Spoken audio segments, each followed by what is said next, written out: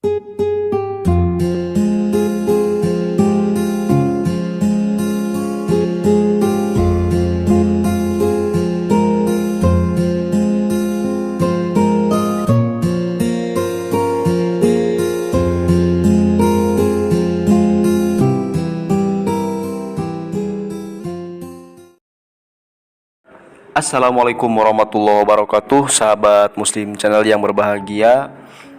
Kita lanjutkan pembahasan kita, namun kali ini kita beralih kepada pembahasan lain, tidak seperti biasanya, yang mana pada kesempatan kali ini, khususnya di bulan Ramadan, mudah-mudahan kita semua diberikan kelancaran dalam menjalankan ibadah puasanya dan dicetak oleh Allah menjadi hamba yang bertakwa sesuai dengan perintahnya yang di akhir ayatnya itu la'allakum tattaqun. Pada kesempatan kali ini saya akan menjabarkan tentang masalah yang populer pada zaman ini, yaitu masalah remaja, sehingga tema yang kita angkat pada kesempatan ini adalah keremajaan sebagai masalah besar peradaban. Seperti yang telah kita tahu, apa yang terjadi sejak awal abad ke-20 adalah lahirnya suatu generasi yang balignya atau kedewasaannya bertambah dini, sedangkan akilnya semakin melambat. Jalan dosa atau yang dikatakan fujur aktif jauh lebih dahulu dan semakin lama semakin dini saja. Sedangkan jalan takwa, yaitu jalan akal untuk mengendalikan nafsu, tambah terlambat dan semakin sangat terlambat. Ini adalah buah sistem pendidikan sejak abad ke-20. Adakah misalnya sekolah Islam yang mampu memastikan tercapainya akil dan balik secara bersamaan pada waktu yang seharusnya? Sehingga jawabannya hampir tidak ada. Kita tak perlu terlalu jauh berbicara tentang sekolah sekuler, sebab bahkan sekolah Islam pun tidak ada yang memiliki rencana pendidikan yang berwawasan akil balik. Ada hal yang disayangkan, ironi yang terjadi dalam institusi pendidikan Islam, di mana para murid diajarkan taklif syar'i, diajarkan untuk memahami beban-beban hidupnya, tetapi tidak diajarkan bahwa dia itu akan menjadi seorang yang menerima beban tersebut, atau bisa dikatakan yang paling masyhur di kalangan kita itu adalah mukallaf. Nah, sementara apa yang disebut dengan taklif atau beban syariat hanyalah untuk orang yang siap untuk memikul bebannya. Jadi ketika Rasul dulu, ketika Allah akan menurunkan wahyu Al-Quran kepada Rasul, maka hal pertama yang Allah perintahkan kepada Rasul itu adalah untuk sholat malam. Sholat malam untuk memperkuat kakinya dan membaca itu Iqra rattil Qur'an tartila, membaca keadaan dengan secara tartil, secara baik, ya, secara hati-hati, secara teliti.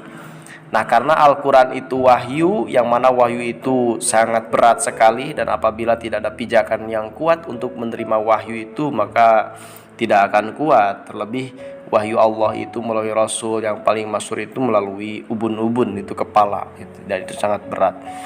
Jadi secara prinsip yang terjadi adalah beban diajarkan, tetapi kemampuan memikul bebannya tidak disiapkan, tidak disampaikan, tidak diberitahu bahwa anak-anak kita itu nanti di usia balignya, di usia mukallafnya, dia akan menerima beban yang sangat berat, yang mana telah kita ketahui bebannya seperti salat, puasa, mengaji, berzakat, dan lain-lain gitu ya.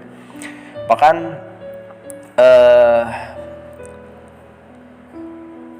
kita sangat tercengang karena pelajaran manasik haji itu sudah diajarkan di waktu usia anak TK gitu ya. Itu sangat disayangkan. Menjadi mukallaf, menjadi manusia dewasa, justru tidak diajarkan. Ibarat seseorang yang diajari mengangkat barbel, mengangkat beban yang berat, tetapi kepadanya pula tidak disiapkan penguatan otot agar barbel itu bisa diangkat. Kuda-kuda yang bisa menunjang terangkatnya barbel tidak diajarkan, dan otot kaki tidak pula diperkuat. Sehingga yang mungkin terjadi bukan kesuksesan justru adalah patah tulang kesananya. Nah, bagaimana mungkin generasi muda kita diharapkan agar mencintai Islam, padahal ketika di masa SMP ternyata terbukti tidak mencintai Islam.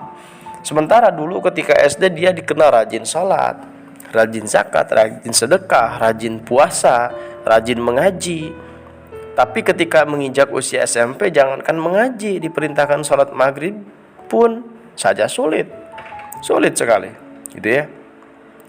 Nah, pantas kita renungkan betapa bahkan dalam Islam pun sebenarnya tidak ada istilah remaja itu, gitu ya. Dalam Islam hanya ada istilah baligh, karena biasanya akil dan baligh dalam Islam adalah satu kesatuan proses dan realisasi yang tadi pisahkan. Ketika udah kata baligh berarti di situ sudah meliputi akil juga, tercapai pula akil. Jadi seharusnya dalam istilah baligh sudah tercakup pula makna akil kalau dalam Islam. Nah, sebagai akibatnya kita berhadapan dengan begitu banyak kasus akibat dari lahirnya manusia yang nafsunya bergejolak sementara akalnya tidak berkembang. Sementara akalnya tidak berkembang itu adalah terwujudnya generasi-generasi yang hanya bisa mengonsumsi bahkan malah merusak. Jika kita bicara tentang generasi remaja kini seolah-olah tidak ada kebaikannya.